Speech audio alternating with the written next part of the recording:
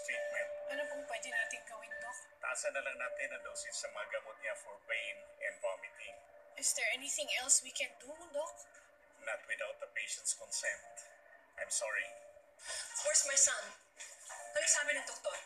Expected daw po na magsusuka siya dahil sa sakit niya. You should have called me. Tatawagan ko naman po sana kayo pero ayaw po ni Stefano. Ayaw niya pong mag-alala kayo. Don't you ever do this to me again. Kailangan ako ng anak ko and you can't stop me from taking care of him. Ano to? Number ni Kelly.